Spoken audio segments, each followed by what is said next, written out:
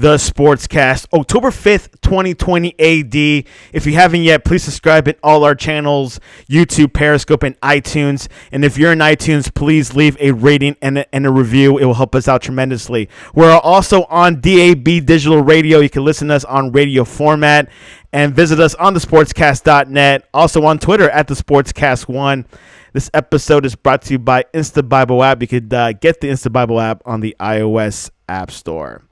The NFL shuffle had to happen this past week, but the NFL carries on. Patriots and Chiefs were moved till tonight, so there will be a doubleheader tonight, one at 7, and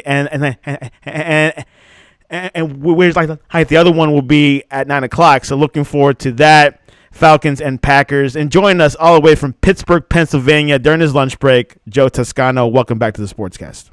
Hey, buddy. Thanks for having me back. Joe, it's been one heck of a weekend. So far, just one team got affected by COVID-19. Hopefully that'll be it. But what were your first thoughts when you heard the news last week? It's crazy. I guess it was inevitable. Everything was going fine. Nobody was testing positive, and then all of a sudden it just hit, and the Titans got more and more players testing positive, and they decided to postpone it till Monday or Tuesday. Then they said they'll postpone it later in the season. So which I sounds like was the right call because more and more players tested positive. So we are I guess that's the reality of this season, and maybe teams will take it seriously now. Maybe they'll nip it in the bud, and there won't be any more problems. But let's hope. Yeah, the NBA and the NFLPA are investigating what happened at the Tennessee facilities, and of course they saw some errors, but hopefully they'll take some seriousness after that. This morning, the whole team, well, not the whole team, but this morning there were negative tests, so no new positives so far. So far the Buffalo game is still on. Yeah, hopefully this is it. Also good news with the Patriots. So hopefully this is it. Hopefully there won't be any more interruptions because things could get pretty dicey if there are more infections and things. Not a lot of flexibility in the schedules. There isn't, but they're thinking about adding a 18th week. That's probably a good idea. There should have been extra bye weeks put into the schedule already to compensate for postponed games and things like that. So if they want to add a week at the end, makes sense. Pretty chaotic week so far, but this part of the Sportscast is not chaotic because we're going to go over Week 4 NFL recap. Let's begin. Vikings Texans. Mr. Dalvin Cook rushed for 130 yards and 2 touchdowns on 27 carries, and Adam Thielen had 8 catches for 114 yards and a touchdown in a narrow win to snap the Vikings' winless streak. The Texans moved to 0-4 despite Deshaun Watson throwing for 300 yards and 2 touchdowns. Which team benefited in this game, Joe? We have a battle of winless teams, and really this is almost an elimination game. What team is going to make the playoffs after going 0-4? It's darn near impossible. So it was a must-win game for both teams, and the Vikings were able to come ahead. But boy, I don't know what's going on with the Texans. If it was me, I'd fire O'Brien. Joe, it's a tough schedule, man. They had the Ravens, they had the Chiefs. Give them a break. And Buffalo, maybe? That's true. Whoever made the schedule for the Texans, boy, they really did not like them. They basically had 3 top teams, and then the Vikings. But still, nobody said you had to trade DeAndre Hopkins. So, I don't have a lot of sympathy for Bill O'Brien there. The Carolina Panthers defeated a surprise win against the Arizona Cardinals. The Cardinals, who are on paper the best team in the NFC West, were defeated by Terry Bridgewater, who had 276 passing yards and 2 touchdowns in the win. Kyler Murray had 3 touchdown passes, but 133 passing yards on 24 completions. The lack of production resulted in Carolina's second victory of the season. Terry Bridgewater beating the Cardinals, Joe? Good for him. He had his first rushing touchdown since that horrible knee injury and knee surgery So the knock on Teddy Bridgewater is he's a system quarterback. He is he's just a game manager. I think he's a little more than that, and he's one of those players he's just a winner.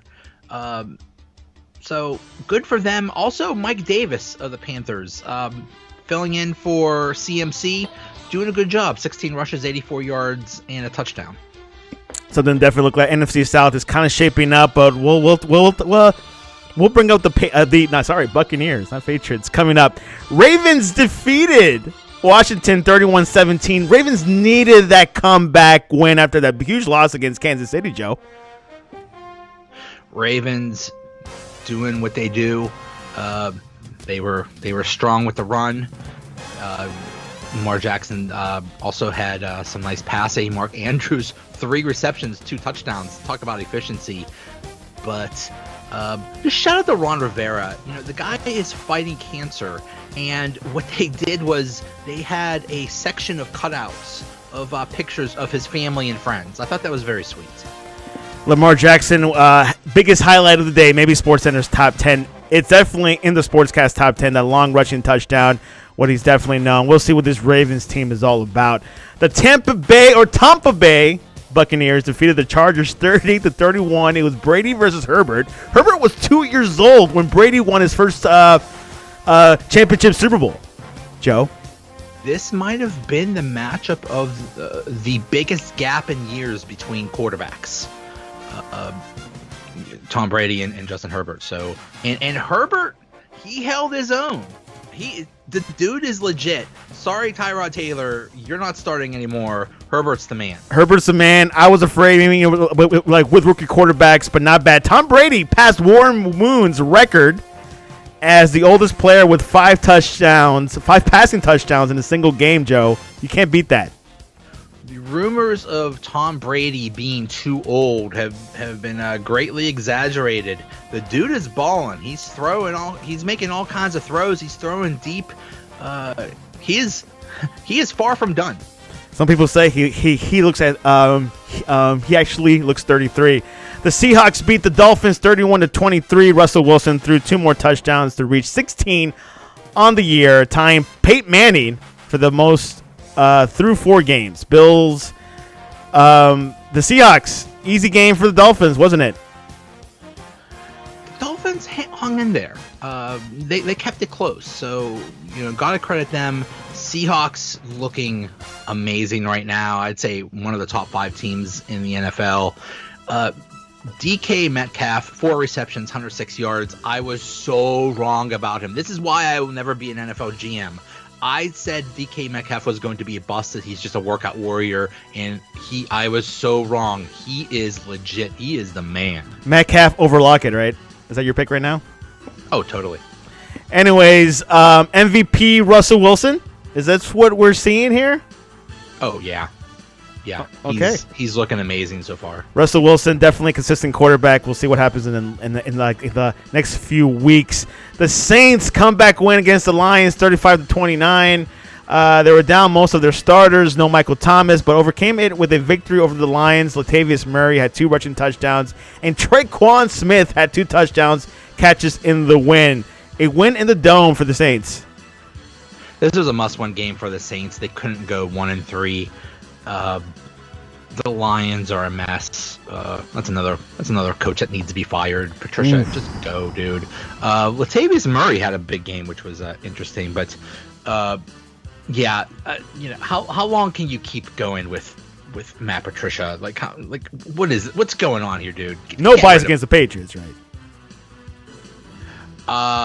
Yeah. Lots of bias against the Patriots, but anyway, hey, regardless of where he came from, Patricia just sucks, and he needs to be fired. I want to fire everybody today. Yeah, you do. Don't fire me though, because I have to run the show. You're hired. Perfect. Browns defeated the Cowboys 49-38. This was a matchup. The Browns are clicking, Joe. Are they clicking? Is this the real deal? Goodness, what is going on with the Browns? This is another one I was totally wrong about. The Browns offense looked amazing. They're doing it on the ground. Their offensive line, 300 plus yards rushing. That is amazing. Baker Mayfield didn't do much, but he didn't have to do much. They have a strong rushing attack, although they just lost Nick Chubb. That could be huge. 6 weeks. But, yeah, and OBJ just looking amazing. So maybe the Browns were legit, or maybe the Cowboys' defense just sucks. Dak Prescott passed Kurt Warner's record for the most passing yards through 4 games in NFL history. Hey, a little positive for the Cowboys, right? The Cowboys' offense is looking amazing, but they are a onside kick in a crazy game against the Falcons from being 0-4. Their defense is letting them down big time. Mike Nolan, the defensive coordinator, he's another one that needs to be fired. It is not working for him. The Cowboys are way too talented, especially on defense, to be looking that bad. And should Jarvis Landry become a quarterback? Because that fake trickery pass to OBJ was amazing. It was beautiful. We'll see what happens. The Bengals defeated the Jaguars 33-25. Joe Burrow got his first win and also became the first rookie in NFL history to throw 300-plus yards in 3 straight games. The dividends are paying, Joe. They figured out maybe if we don't have him passing so much, and yes, he did have a good passing game, but maybe they figured, hey, let's run it a little bit so our young quarterback doesn't get destroyed all the time. He is getting hit all over the place. Joe Mixon, big game, 25 rushes, 151 yards, 3 touchdowns overall. The Bengals aren't going to do anything, but man, they're entertaining. The Buffalo Bills are 4-0 by defeating the Raiders 30-23. Great stadium, but no fans. The Bills remain undefeated with a close victory over the Raiders. Josh Allen had 2 touchdown passes and 288 passing yards. Another MVP prospect. Are the Bills a Super Bowl contender? Are they legit? My goodness. Who would have thought Josh Allen would be this good? Yeah, we're talking possible MVP contender. You know who he reminds me of? Brett Favre. But he takes chances, and maybe he takes too many chances. That Bills defense is good. You don't have to go crazy, dude, especially since he almost got hurt. And which they're saying it could be a Bills and Chiefs AFC championship game. Can you see that? I could totally see that. I think right now the top 3 teams in the AFC are the Chiefs, the Bills, and the Ravens. Sorry, Steelers. They're on the outside looking in, but honorable mention, 4th place. Honorable mention, yeah. Close, a close 4th. Yeah, but I'm just shocked about the Bills. I mean, we knew their defense was good, but God, Stephon Diggs, best offseason acquisition by a mile. And, of course, something we'll definitely keep looking at. Colts and Bears. This game was moved towards the 4 o'clock window when the KC and New England game was postponed. But the Colts, with quarterback Phil Rivers, defeated the Bears 19-11. I thought the Bears would be different with Nick Foles, but it feels like it didn't do well with the Colts. Maybe the problem isn't the quarterback. Maybe it's something else. I agree. Foles did not look good. Philip Rivers is another surprise. I thought he was past his prime. I thought he was done. But, hey, the Colts are winning. Good for them. Another low-key matchup. Rams defeated the New York Giants 17-9. The Rams were the only team that decided to play offense at SoFi Stadium on Sunday. Were you able to watch that game? I think I turned it off. I saw a little bit of it. It's amazing that the Giants were still in it. They were trailing 10-9 in the 4th quarter, and they almost tied it up. They were driving late in the game, but an interception killed that deep in Rams territory. There was a play. This is crazy. The Giants ran a pass play where but all of the wide receivers thought it was a running play, so they run blocked. Not one wide receiver went out for a on a pattern on a pass play. Unbelievable. Anyways, let's go on to the next game. Eagles 49ers 25-20. Carson Wentz, is he back? No. The 49ers are in trouble. They're still reeling from a lot of injuries, and the defense of the Eagles really bailed them out here. It's Wentz looked a little bit better, but the Eagles are still bad. Although I think the NFC East is so bad, I think they're on top of the division with a 1-2-1 record. I can't wait. Next week, the Eagles play the Steelers. Steelers are going to destroy them. And guess what? With that win, with the record is 1 win, 2 losses, and 1 tie, they're first place in the NFC East, Joe. Sad. Pathetic. One of those lousy teams from that lousy division is going to host a playoff game, and that's pathetic. I can't believe it either. But as of right now, who will win the NFC East? Oh boy, I have to think that the Cowboys are going to pull it together. I think so. But I think it's going to be one of those divisions where it's just going to be like the winner's going to be 8-8 or 9-7 or something like that. It's probably going to be a race between the Eagles and the Cowboys. The Giants are a mess. They lost Barkley, and Washington is they're a big mess too. Another thing about Washington is Haskins is probably going to be not the starter anymore because he's not Rivera's guy. He was on a short leash. He'll be gone. Yeah, Fire definitely. everybody. Yeah, exactly. His starting position is in disarray. A question from the comments: should the Eagles start Jalen Hurts yet? No, but I like what they were doing with Jalen Hurts. They did have him in some plays, and he was looking interesting. But I mean, Wentz is your guy. If you can't get it done with Wentz, he can't figure it out. The Eagles are in big trouble. If they need to put Jalen Hurts in there, that does not speak well of the Eagles. But let Jalen Hurts do some special packages and stuff like that, trick plays, stuff like that. Yeah, big question mark there. Of course, Wentz. I mean, if he could get it going a little bit more, he could definitely keep that position and whatnot. Let's look at the NFL standings. The Bills are in first place. Then the Patriots, who play tonight against Kansas City, the Dolphins, and the Jets. Jets are 0-4. I think the Jets are going to tank for Trevor Lawrence. The Jets are going to tank for Trevor. They'll get Trevor.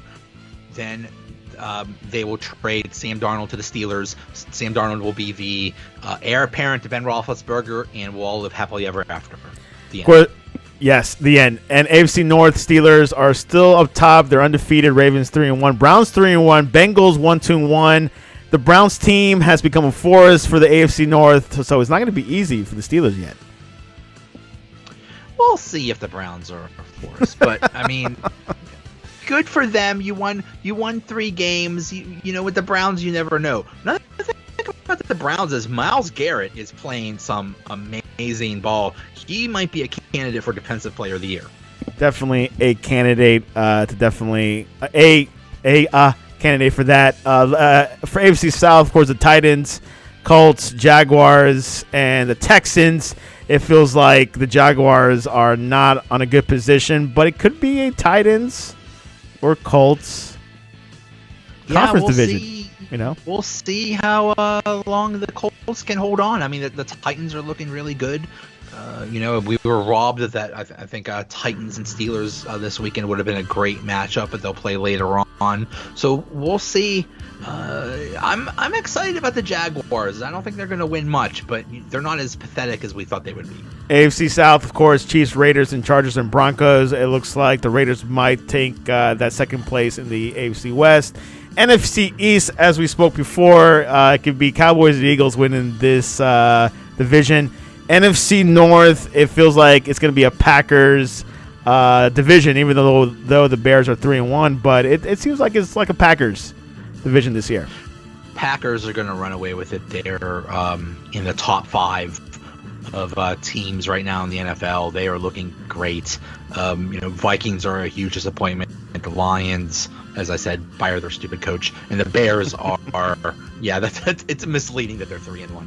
Exactly. And the NFC South, I don't know about you, but the Buccaneers are gelling early. Are they going to maintain that first place?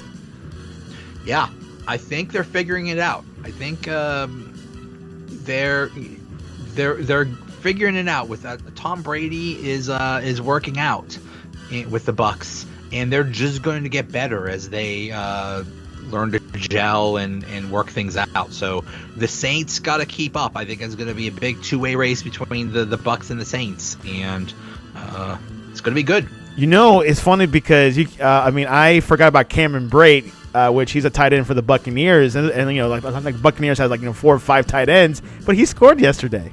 Good to see him. And I believe they lost O.J. Howard, which is a little bit of a loss. He's been a little bit disappointing, but still, I mean, they have a lot of tight ends on that team. And definitely a lot of weapons in that team. And, of course, Fournette is out as well, I think, for a few weeks. I don't think he's out that long. Yeah, we'll see. A lot of weapons on that team. If they could get everybody healthy, especially Chris Godwin, who was out this week with a concussion, and Evan. So we haven't seen the Bucs at full power yet. So imagine what Tom Brady's going to be like with all of his weapons at full power. Oh my gosh. It's going to be something. Plus a great defense. So he has a full squad there. So definitely looking good for the Buccaneers. Of course, NFC South, the tightest conference, I believe. Seahawks 4-0, Rams 3-1, 49ers 2-2, Cardinals 2-2. It's going to be race to the end. Tell you what, you're right. I think this is the toughest division in football. Cardinals, not sure if they're legit or not, but the Cardinals being the quote-unquote worst team in the division, that means that's a very strong division. Seahawks looking amazing, Rams trying to keep up, and the 49ers are good too if they could get healthy. So, yes, very tough division.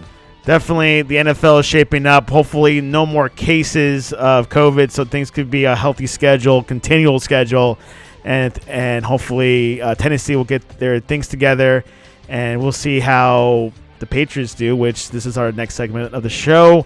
Predictions. There is a doubleheader, Monday Night Football. Yes, we see some doubleheaders usually at the beginning of the season, but tonight is definitely within the season. Patriots at Chiefs. No Cam Newton, Joe, but what do you think is going to happen?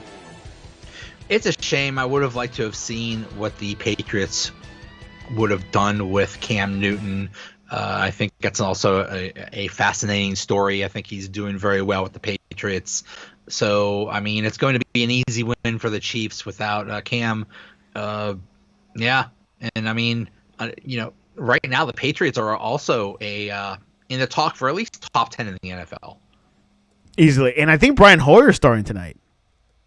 Oh, God. I'm running to contact my bookie right now.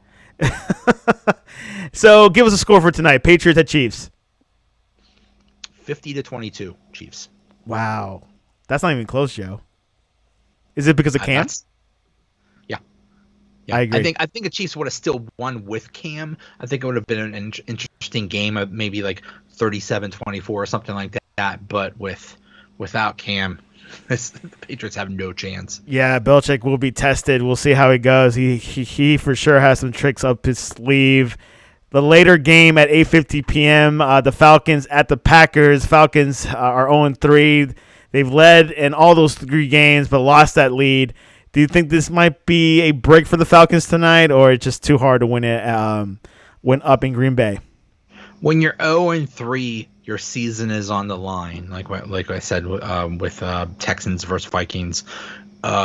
So the Falcons might play. They might have that cornered wounded animal thing where they play the game of their lives. So it's possible that they could get an upset.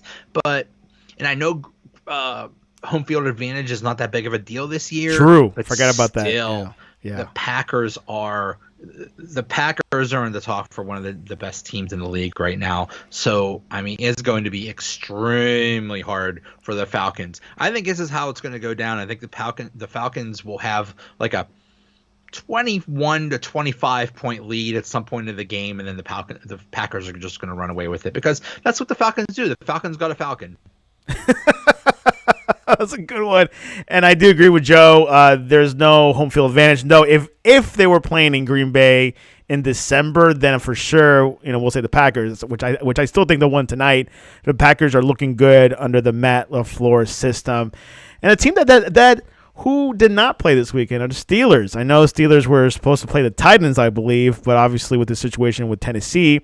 But what are the Steeler fans saying not playing this weekend, Joe? They're upset because basically what happened was the Steelers were supposed to have a bye week on week 7, but now it's been moved to this week, week 4. So fans are complaining that that is too early of a bye week. They didn't really need one now. They're going to have to play 13 straight games. When Mike Tomlin was asked about it, he said, "We do not care," and he was very emphatic about that. So there have been other times in the past, in past seasons, where the Steelers have had early buys, and they just came out just fine. So fans might complain, maybe the players might privately complain, but it's not going to affect the team at all. But one light side, it'll give more time for James Conner to heal if he has any injuries. He always seems to have something, so yeah, it'll help him heal whatever he has. One more prediction I forgot to say: Lakers versus Heat, Game 4 last night. The Heat beat the Lakers. Now the series is at 2-1. Do you think the Lakers will have a chance? I mean, will the Heat have a chance to tie up the series tomorrow? I'm old. Michael Jordan is one of my favorite athletes of all time. So when you have the Jordan versus LeBron debate, I am on the Jordan side. So I'm rooting against LeBron. So go Heat. Let's go Heat. And of course, you could actually go to our Twitter because we'll be live tweeting that game tomorrow night. Looking forward to it. Heat had a great game.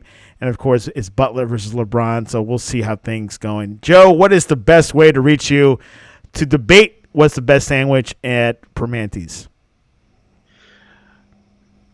There are no wrong answers at best sandwich at Permante's. If you are ever in the area near Permante's, you gotta go. It is a giant sandwich filled with coleslaw and fries and tomatoes. Whatever the rest of the sandwich is, it's almost irrelevant. It is an experience. Everybody must experience a Permanente sandwich at least once in their life. So come to the Pittsburgh area. There's other locations, but go to Permante's. It is an experience, and it is worth your time. Were you able to catch like the Barstool guy, Portnoy, going to Permante's and rating it? That video? I missed that. I saw that he was just around here checking out some pizza places. I didn't know he checked out Permante's. He did. I will send you the video. It was pretty good. Yeah, he every time he comes around, he mentions that the Patriots keep beating the Steelers, and I mean, it's hard to argue against facts, unfortunately. Yeah, of course, that rivalry in the AFC, Pittsburgh and New England. New England has so many rivalries, just like the New York Knicks back in the 90s, but definitely a good one. But, of course, the Steelers are looking good at 3-0. You can't beat it. And, Joe, what is your Twitter handle so people can talk to you? I'm Joey Bag of Donuts, V instead of an F. Please follow me. Yes, I am annoying. Yes, I tweet too much, but occasionally I post pretty good stuff. I'm basically retweets plus memes and also song lyrics and whatever stupid things I come up with in my brain. It's basically a diary, but occasionally I post good stuff. Joey, definitely a great Twitter account and a great friend of the Sportscast. You can reach us at the Sportscast at thesportscast.net or on Twitter at the Sportscast1 because we also tweet some interesting stuff besides sports. And you could definitely go check out our Twitter because we have a lot of live tweets throughout the weekend through any important live games. We usually assign to our contributors some important games to live tweet and things like that.